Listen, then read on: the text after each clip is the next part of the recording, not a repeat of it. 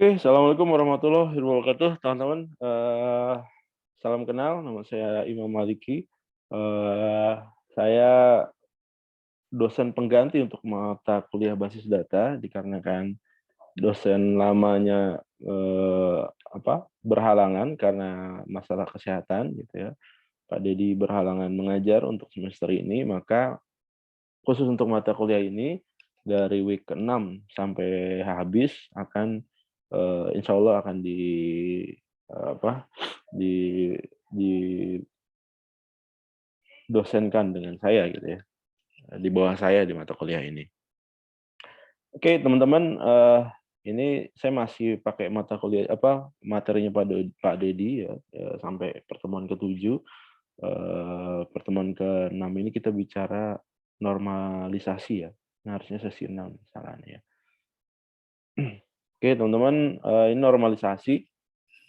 Jadi saat kita merancang sebuah basis data, kita dapat menerapkan sistem normalisasi ya di struktur tabel ya, atau juga bisa membuat model entity relationship.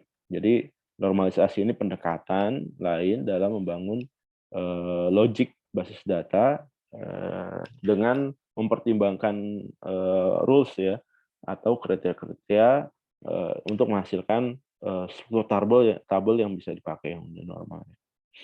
Ini beberapa pengertian normalisasi ya, bisa ini normalisasi pengelompokan elemen data jadi tabel-tabel yang ada entity dan relasinya, kemudian juga ada yang bilang itu proses pengelompokan atribut-atribut dari suatu relasi, sehingga dia membentuk struktur yang memang sudah baik gitu ya. Oke, ini pengertian dari well structured relation. Jadi relasi yang jumlah kerangkapan datanya sedikit minimum, amount of redundancy-nya, serta memberikan kemungkinan bagi user untuk melakukan insert, delete, modify. Jadi setiap data itu, jadi kalau kalau kalian pernah pernah pakai Excel katakanlah, itu kan di row-nya itu bisa jadi di beberapa row-nya itu ada data yang duplicate gitu ya, ada data yang anormal gitu ya. Nah, ini fungsinya normalisasi itu ya. Dia kita bisa memungkinkan untuk menginsert, mendelete atau memodify gitu ya, terhadap inkonsistensi data gitu ya. Tujuannya apa sih normalisasi ya? Tujuannya kita bisa mendapatkan data yang memang nggak double-double gitu ya, atau duplicate gitu ya. Keuntungannya apa? Ya, yang pertama meminimalkan ukuran penyimpanan yang dibutuhkan untuk menyimpan data. Jadi size-nya bisa lebih kecil, kemudian resiko dari inkonsistensi datanya menjadi kecil gitu ya. Kemudian anomali pembaruan, kemudian stabilisasi struktur data memaksimalkan. Anomali itu apa? Anomali itu penyimpangan-penyimpangan atau error atau inkonsistensi data yang terjadi pada saat dilakukan proses insert, delete, ataupun update. Biasanya saat kita melakukan modifikasi data itu ada aja problem ya, misalkan yang disebabkan oleh human error ataupun di luar itu gitu ya. Ada 3 jenis anomali. Yang pertama insertion anomaly error. Ini disebabkan oleh operasi insert atau record atau tuple ya dari sebuah relation. Jadi menambah record baru mempengaruhi user untuk membuat duplikasi data. Yang kedua ada deletion anomaly error yang terjadi sebagai akibat dari operation delete record atau tuple pada sebuah relation. Jadi menghapus record mungkin menyebabkan hilangnya data yang akan dibutuhkan pada record lain. Jadi bisa jadi di file Excel kita gitu ya, itu ada rumusnya tuh ya, kan setiap di Excel ada rumusnya dan rumusnya itu terkait dengan kolom yang lain, terkait dengan row yang lain gitu. Nah, itu bisa jadi dengan mendelete satu kolom itu akan menyebabkan impact kepada kolom yang lain gitu. Atau update anomaly error yang terjadi akibat inkonsistensi data yang terjadi sebagai akibat dari operasi update record atau tuple dari sebuah relation. Merubah data pada sebuah record mempengaruhi perubahan pada record yang lain karena adanya duplikasi. Ini problem-problem pada relation yang sudah dinormalisasi, biasanya ada performance problem gitu ya. Dan jadi ada permasalahan performa dari database, kemudian ada referentially integrity problem atau masalah yang ditimbulkan terhadap referensi antar data di antara dua tabel atau lebih. Oke. Atribut dan ketergantungan fungsi.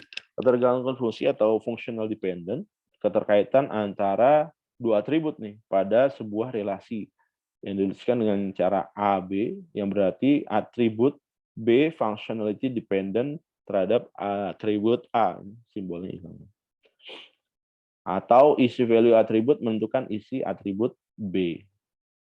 Atribut dan ketergantungan fungsi functional dependent gitu ya, fully functional dependent, suatu rinci data dikatakan fully functional dependent pada suatu kombinasi rinci data jika functional dependent pada kombinasi rinci data dan tidak functional dependent pada bagian lain dari kombinasi data. Jadi kemudian yang ketergantungan parsial itu sebagian dari kunci dapat digunakan jadi sebagai kunci utama. Jadi per part gitu ya. Yang ketiga, ketergantungan transitif menjadi atribut biasa pada suatu relasi tapi menjadi kunci pada relasi yang lain. Kemudian yang determinan, suatu atribut atau field atau gabungan atribut di mana beberapa atribut lain bergantung sepenuhnya pada atribut tersebut. Ini bentuk-bentuk normalisasi. Ada yang bentuk normal pertama, 1F ya, 2F, 3F gitu ya. Boy's code sampai ke 5, bentuk normalisasi kelima. Ini langkah-langkah pembuatan normalisasi ya. Jadi bentuk tidak normal unnormalized gitu. Dia menghilangkan elemen data yang berulang gitu ya. Kemudian di first normal menghilangkan ketergantungan partial gitu. Second normal menghilangkan ketergantungan transitif, third normal menghilangkan kunci kandidat. Kemudian Boy's code normal menghilangkan ketergantungan multi value yang bukan merupakan ketergantungan fungsional. Kemudian yang fourth normal menghilangkan ketergantungan join yang bukan merupakan kunci dari kandidat. Ya. Oke, bentuk tidak normal atau unnormalized, bentuk normal adalah bentuk tabel yang belum dinormalisasi ya. Jadi tabel yang belum ternormalisasi memiliki atribut yang berulang biasanya, dia ada double-double, ada duplikat. Kemudian kalau yang bentuk normal pertama, suatu relasi dikatakan dalam bentuk normal pertama jika dan hanya jika setiap atribut bernilai tunggal untuk setiap baris. Jadi satu baris itu dia nilainya cuma itu doang, unik. Jadi sudah nggak ada lagi repeating group yang punya value yang sama gitu ya. Kemudian bentuk normal yang kedua didefinisikan sebagai dependensi fungsional. Jadi suatu relasi berada dalam bentuk normal kedua jika dan hanya jika berada pada bentuk normal pertama, kemudian sebuah atribut bukan kunci memiliki dependensi sepenuhnya terhadap kunci primer, kemudian atribut bukan kunci adalah atribut yang tidak merupakan kunci primer. Oke. Yang ketiga nih, bentuk normal yang ketiga, dia dikatakan sebagai third NF gitu, normal functionally. Kemudian yang pertama berada dalam bentuk normal yang kedua. Yang kedua, setiap atribut bukan kunci tidak memiliki dependensi transitif atau ketergantungan transitif terhadap primer key atau kunci primer. Dengan kata lain, suatu atribut bukan kunci tidak boleh memiliki ketergantungan fungsional terhadap atribut bukan kunci lainnya. Jadi seluruh atribut bukan kunci pada suatu relasi hanya memiliki ketergantungan fungsional terhadap primary key di relasi itu aja. Nah ini definisi bentuk normal Boy's code ya. Jadi suatu relasi disebut memenuhi bentuk normal Boy's code jika dan hanya jika semua penentu atau determinan adalah kunci kandidat. Kandidat ini atributnya sifatnya unik biasanya. Kemudian BNCF merupakan bentuk normal sebagai perbaikan terhadap third NF ya. Suatu relasi yang memenuhi BCNF selalu memenuhi third NF. Biasanya berkaitan gitu ya. Jadi kalau dia apa valid di BCNF, pasti dia terpenuhi syaratnya di NF gitu. Begitu juga sebaliknya. Kemudian yang bentuk normal keempat berkaitan dengan sifat ketergantungan banyak atau multi value pada suatu tabel yang merupakan pengembangan dari ketergantungan fungsional. Kemudian bentuk normal kelima merupakan nama lain dari Project Joint Normal Form atau PNGF, yaitu berhubungan dengan ketergantungan relasi antar table atau joint dependency. Nah, ini case study-nya ya. Faktor pembelian barang, di sini ada nama perusahaannya, berikut alamatnya, ada kode supplier, nama supplier, tanggal dari faktur tersebut, kemudian nomor. Kemudian nama barangnya, ada kodenya, nama barangnya apa, ini, kemudian kuantitinya berapa, harga dan jumlah gitu. Kemudian yang kedua ada faktur pembelian barang. Ini case study dalam bentuk normalisasi ya. Ini seperti ini, nama barang, kuantiti, harga dan jumlah gitu ya. Nah, bentuk anormalisasi membentuk contoh data tersebut di atas ya, dengan membentuk anormalisasi data. Jadi seperti di atas gitu ya. Jadi ini bentuk anormalisasi. Jadi ada nomor faktornya berapa? 779. Nah, ini ya. 779 dengan 998. Itu 779 998. Kode suppliernya S02G01. Ini S02G01. S02-nya 779. Nama suppliernya Hitachi Gobel Nusantara. Kode barangnya ini gitu ya. Kemudian nama barangnya apa gitu ya. Kemudian tanggalnya berapa, jatuh temponya kapan, kuantitinya berapa. Ya, seperti ini ya. Yang anormalisasi. Kalau ini bentuk yang case study normalisasi. Oke. Bentuk normal pertama, 1NF memisahkan data pada atribut yang tepat bernilai atomik, juga seluruh record baris lengkap adanya. Bentuk relasi adalah flat file dengan normal pertama dapat membuat satu tabel yang terdiri dari 11 atribut. Apa aja? Dia nomor faktur, kode supplier, nama supplier, kode barang, nama barang, tanggal, jatuh tempo, quantity, harga, dan jumlah total. Ini kan yang tadi saya sebutin ya. Nih, kode supplier, nama supplier, tanggal, nomor, kode barang, nama barang, quantity, harga ya. Kemudian pada normal pertama itu masih terjadi banyak kelemahan, terutama pada proses anomaly insert, update, dan delete.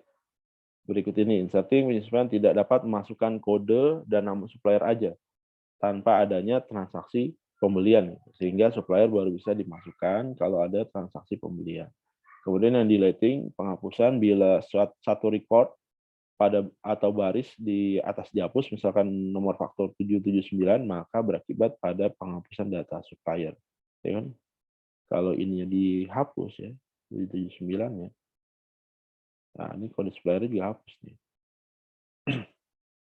Maka berakibat pada data supplier S02, padahal data tersebut masih diperlukan. Updating, pengubahan kode dan nama supplier terlihat ditulis berkali-kali. Bila nama supplier berubah, maka pada setiap baris yang ada harus dirubah. Bila tidak, menjadi tidak konsisten. Atribut jumlah seharusnya tidak perlu, karena setiap harga dikali kuantitas akan menghasilkan jumlah. Ya. Atribut jumlah nggak perlu ya. Oke, ini double ya teman-teman ya. Karena apa? Karena cukup total aja, karena kuantiti kali harga udah pasti jumlah ya. Oke. Nah ini juga sama nih. Ini jadi double nih kan, nomor fakturnya, kemudian kode suppliernya gitu ya. Cuma yang bedain apa? Barangnya aja yang beda. Kemudian bentuk nominal kedua dengan melakukan dekomposisi relasi di atas menjadi beberapa relasi dan mencari primer key dari tiap relasi tersebut. dan atribut kunci haruslah unik ya. Melihat permasalahan di atas, maka dapat diambil beberapa kunci kandidat, nomor faktor, kode supplier, kode barang. Kunci kandidat tersebut nantinya bisa menjadi kunci primer pada relasi dekomposisi. Ya, ini kayak gini. Bentuk normalisasi keduanya, istilah nomor nota, tanggal, tempo, quantity, harga total. Kode supplier related ke kode suppliernya nih. Kode supplier dan nama supplier jadi satu table ya. Kemudian kode barang dan nama barang jadi satu table. Jadi kalau misalkan di sini ada notanya kapan gitu ya, tinggal tarik aja nih kode supplier dan nama supplier dan kode barang dan nama barang. Gitu ya. Bentuk normal kedua, second NF gitu ya, pada bentuk normal kedua tersebut masih terjadi permasalahan yaitu pada relasi faktur, yaitu atribut kuantitas pada relasi faktur tidak bergantung pada primary key. Atribut tersebut bergantung fungsi pada kode barang, ya, nomor faktur. Hal ini dinamakan ketergantungan transitif dan harus dibilang menjadi dua relasi. Masih terdapat pengulangan, yaitu setiap kali satu faktor terdiri dari 5 macam barang, maka 5 kali juga diharuskan menulis nomor faktor ya, kayak gitu ya. Kayak tadi nih, kayak gini. Kalau misalkan barangnya ada 5, ya dia akan tulis 5 kali nih, 1, 2, 3, 4, gitu ya.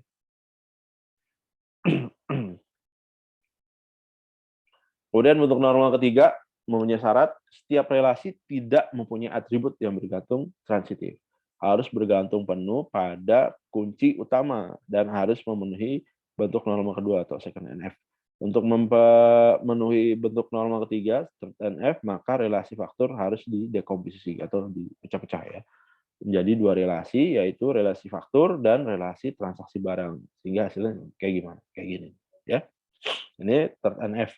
Jadi di sini ada tabel supplier, di mana di dalamnya ada kode supplier dan nama supplier, kemudian ada tabel barang, kode barang dan nama barang, kemudian ada tabel nota, di mana di dalamnya ada nomor nota, tanggal, tempo, total, dan kode supplier. Kemudian ada tabel transaksi barang ya teman-teman ya.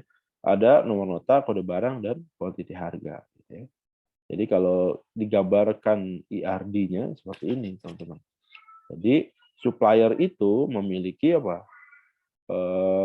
Boleh jadi nomor faktur itu bisa lebih dari satu untuk satu supplier. Ya. Jadi nomor fakturnya banyak, suppliernya satu gitu. Ya. Jadi kemudian nomor fakturnya satu bisa jadi transaksi barangnya banyak. Jadi bukan berarti satu barang satu faktur enggak. Jadi tergantung tanggal transaksinya ya. Kalau di tanggal transaksi di hari itu ada pembelian 10 barang ya cukup satu faktur ya. Kemudian barangnya bisa 10 ya.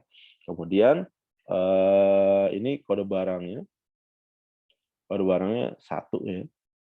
Kemudian transaksi barangnya bisa banyak ya. Kode barang cukup satu aja. Jadi kalau jadi seperti itu teman-teman ya. Oke, ini pertemuan yang ke-6 rekaman.